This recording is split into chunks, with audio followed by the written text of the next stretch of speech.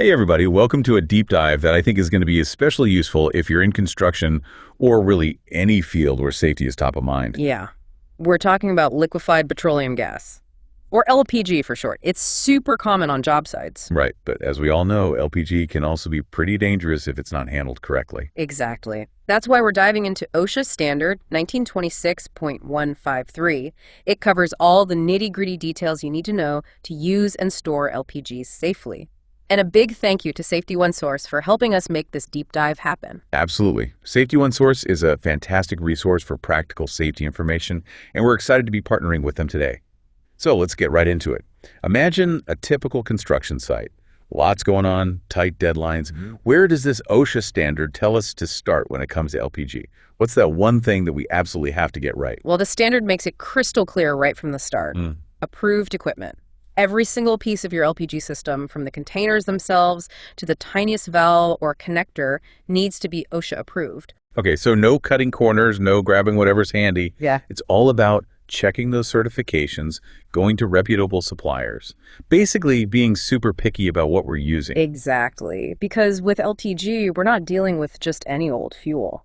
This stuff is highly flammable, and if something goes wrong, the consequences can be really serious. Right, so it's not just about buying the right stuff initially. Ongoing inspections and maintenance are key to make sure that equipment stays safe and working the way it's supposed to. Right. Exactly. Think about it. A faulty pressure regulator that fails because it wasn't designed for LPG could have disastrous consequences. Absolutely, and it's easy to get complacent when things are running smoothly, especially on a busy job site. But with LPG, we have to make sure we don't let those checks slide. Speaking of things we can't afford to let slide, the standard gets really strict about welding on or near those LPG containers. Yeah, they're basically saying don't even think about it. Welding on a pressurized container that's got flammable material inside is like playing with fire, literally. I can see why. Okay, so we've got the right equipment. We're not welding anywhere near these containers. What else is crucial when it comes to making sure those containers themselves are safe? One thing OSHA really emphasizes is valve placement. It's all about accessibility and being able to react quickly if something goes wrong. So it's not just about having a valve, but making sure it's easy to get to and use quickly if there's an emergency. Exactly. Imagine a leak or a fire you need to be able to shut off that gas flow fast. Every second counts, right? Absolutely. You don't want to be fumbling around trying to find a valve that's hidden or hard to reach. That makes sense. Okay, so we've got strategically placed valves. Now I'm wondering about those safety relief valves.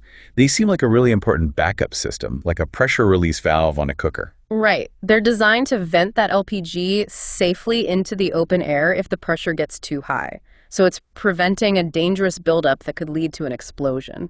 Okay, that's reassuring to know there's a backup in place. Yeah. But where exactly do these valves have to be? I'm guessing it's not just anywhere. Yeah, they can't just vent anywhere. OSHA's pretty specific about that. They need to be at least 5 feet away from any building openings, like doors or windows. Okay, so keeping that vented gas away from the structure makes sense. What else do we need to know about keeping those safety relief valves working properly? The key is to make sure they have a clear path, that there's nothing blocking them. So like an unobstructed flow? Exactly. And there's another important detail. With few exceptions, you can't put a shutoff valve between the safety relief device and the container itself. So you can't accidentally cut off that escape route. Okay, that makes sense. So we've covered approved equipment, carefully placed valves, and making sure those safety relief valves are ready to do their job. What's next on our LPG safety checklist? Dispensing. You might think, okay, filling a container, how complicated can that be? But even that has some specific safety rules in this standard. I bet a lot of folks listening are thinking about this part right now because it's such a common task on job sites.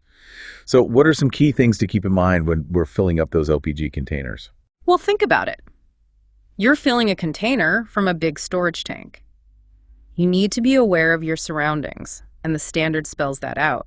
For instance, if you're filling a fuel container for a truck from a bulk storage container, you need to be at least 10 feet away from any building that's got masonry walls. Okay, 10 feet from masonry.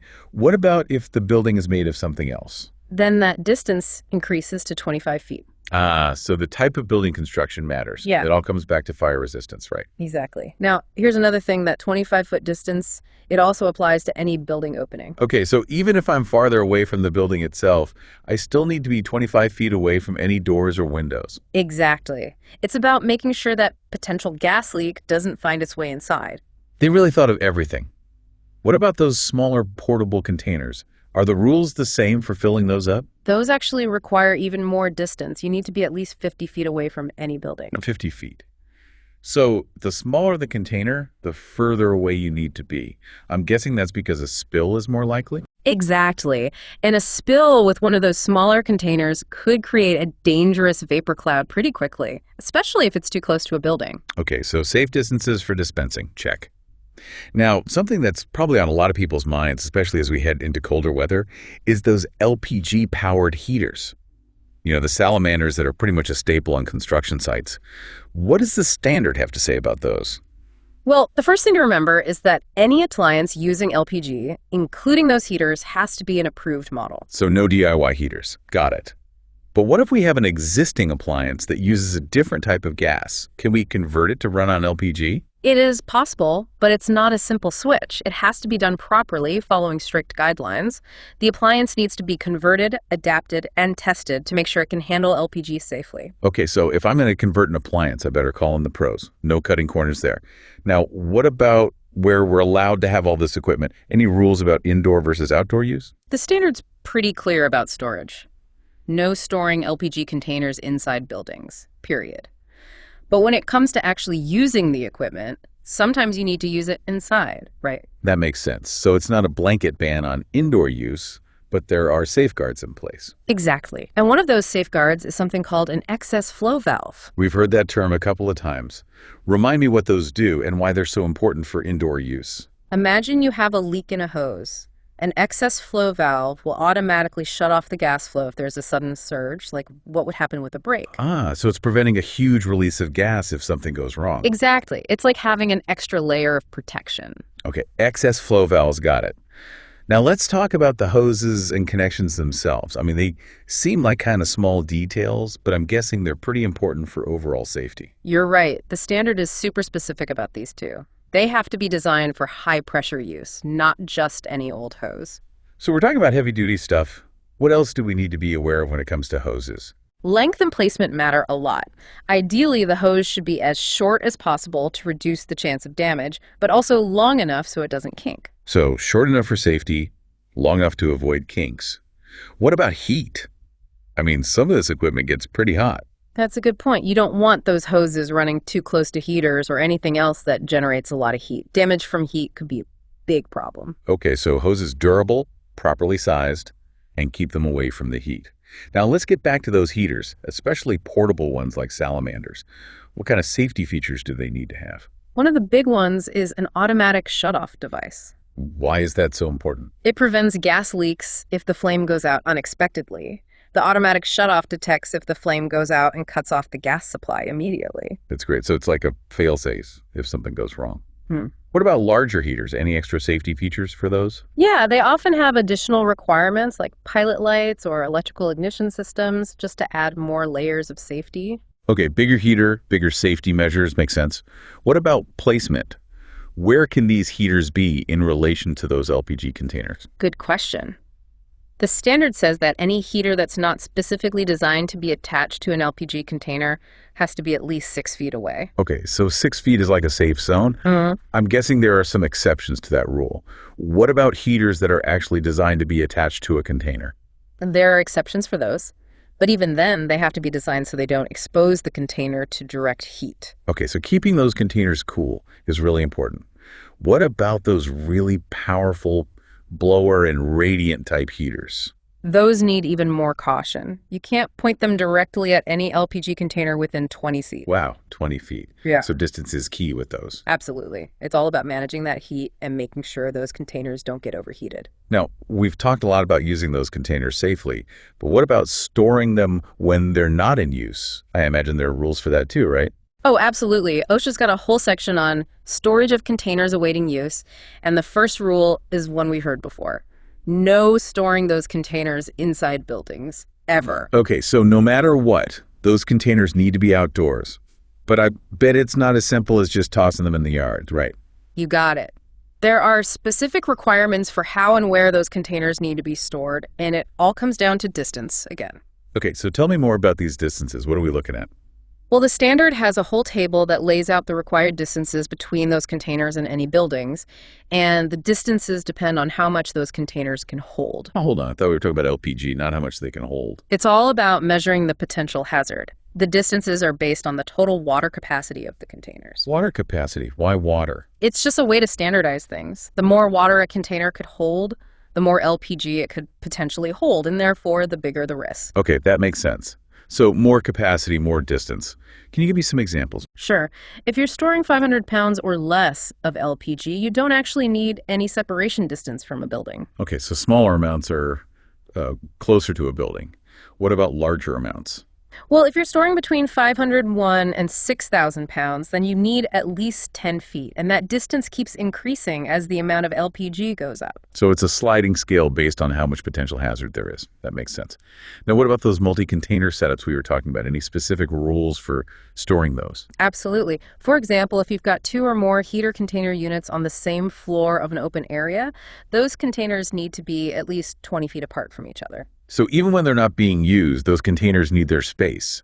What about those manifolds that connect multiple containers together? Any rules about those? Yes. When you've got multiple containers connected to a manifold, the total water capacity can't be more than 735 pounds, and those manifolds need to be at least 20 feet apart from each other as well. Okay, so there are a lot of numbers to keep in mind, but the main message is clear. Spacing, spacing, spacing. Whether it's individual containers or these multi-container setups, keeping them a safe distance from buildings and from each other is really important. Now, what about ventilation? Is that as crucial for storage as it is for when we're actually using the containers? Absolutely. Proper ventilation is critical no matter what, just to prevent those flammable vapors from building up. So no stuffing those containers into a cramped space with poor ventilation. Got it. What about security? Are there any requirements to make sure those stored containers are protected from tampering? You bet. Just like with active containers, OSHA says you have to store them in a secure enclosure or protect them in a way that prevents tampering. So we're back to fences, locks, maybe security cameras. It's all about those layers of protection. Now, I'm curious about one last thing, fire safety. What does the standard say about fire protection when it comes to storing those LPG containers? That's a great point and a crucial part of any LPG safety plan. You have to have at least one approved portable fire extinguisher wherever you're storing those containers. Makes sense, but I'm guessing it can't just be any old fire extinguisher, right? You're right. It has to be one that's specifically rated for flammable liquid and electrical fires, a 20 BC rating. So having the right tool for the job is really important in this case. You don't want to be caught trying to fight an LPG fire with the wrong type of extinguisher. Definitely not. Having that properly rated fire extinguisher ready to go could make all the difference in an emergency. Okay, so fire extinguisher check. I've started to get a real sense of how all these details matter when it comes to LPG safety. It's all connected. You're absolutely right. It's all these small details working together that create a truly safe environment. Well said. And with that in mind, let's take a quick break and come back to explore some more of the finer points of this really important OSHA standard. Sounds good. So, it's interesting how this OSHA standard goes beyond just looking at individual containers and starts to address those situations where you might have multiple containers working together as a system. Yeah, okay, so instead of one cylinder, we've got a whole bunch of them hooked up. Why would someone need a setup like that? Well, think about it. Sometimes you need a greater volume of gas, right? Or maybe you're running larger appliances or equipment that needs more fuel than a single cylinder can provide. It's pretty common on construction sites. Yeah, that makes sense. Oh. Okay, so we've got these multi-container systems. What are some of the key things we need to be thinking about in terms of safety? Well, one thing that OSHA really emphasizes is the way the valves are arranged in these systems. It specifically states that the valves need to be set up in a way that lets you replace a container without having to shut off the gas to the entire system. Okay, so you're saying we don't have to bring the whole operation to a screeching halt just to swap out a container. That makes sense, especially on a busy job site. Exactly. It's all about efficiency and keeping things running smoothly. And when it comes to heaters that are connected to these multi-container systems, OSHA really steps up the safety requirements. They want to make sure there's redundancy and extra precautions in place. Okay, so now we're talking about those bigger heaters, The ones that need more gas than a single cylinder can handle. What kind of extra precautions are we talking about here? For starters, these heaters need to have an approved regulator installed on the supply line between the fuel cylinders and the heater unit itself. This helps to make sure that gas pressure stays consistent. So it's like having one of those pressure regulators on a garden hose. Exactly. Keeps everything running smoothly. And of course, we can't forget about excess flow valves. Remember those? Oh yeah, we talked about those earlier. Those are like the safety net that kicks in if there's a break in the line, right? Right. They help restrict the flow of gas if there's a sudden surge, preventing a big release. Okay, so excess flow valves, check. What else is important when we're dealing with these multi-container systems, especially when they're connected to those larger heaters? Placement and security are crucial. OSHA is very specific about how things like regulators and low-pressure relief devices need to be installed. They have to be rigidly attached, either to the cylinder valves themselves or to the supporting standards, or even to the building walls. So they can't just be dangling there or something. They need to be solid and protected. Exactly. And that focus on security and protection extends to the entire layout of the system. The standard really stresses the importance of minimizing exposure to high temperatures or potential damage from impacts. So it's like you're playing a game of strategy, trying to figure out the safest place for everything, thinking about potential hazards. Exactly. And that 6-foot rule that we talked about before for heaters, well, that applies to these multi-container setups as well. Okay, so the 6-foot buffer zone is back. But what about those heaters that are designed to be directly attached to a container? Are those exempt from that rule? There are exceptions, but even then, they have to be designed in a way that prevents direct heat from reaching the container. So it's all about keeping those containers cool no matter what. What about those powerful blower and radiant heaters? Any special rules for those? Oh, yeah, definitely. You can't point them directly at an LPG container within 20 feet. Wow, 20 feet. Okay, so keeping our distance is definitely key when it comes to those. Now let's talk about what happens when we're done using those containers. What are the rules for storing them when they're not in use? Well, the first rule is the same as always. No storing those LPG containers inside buildings. Okay, so outdoor storage is the way to go, no matter what. But I'm guessing it's not as simple as just leaving them out in the yard? You're catching on. The standard gets really specific about where those containers can be stored and how far they need to be from any buildings. Okay, so distance is key again. Tell me more about these specific distances. What are we talking about? Well, the standard has this big table that outlines the distances based on how much LPG you're storing. And you might be surprised to hear that those distances are based on the total water capacity of the containers. Wait, water capacity. Why water? I thought we were talking about LPG. It's just a way to standardize how we measure potential risk. The more water those containers could hold, the more LPG they could potentially hold, and the more dangerous they are. So it's a way to quantify the risk. Okay, I get it. So more capacity, more distance.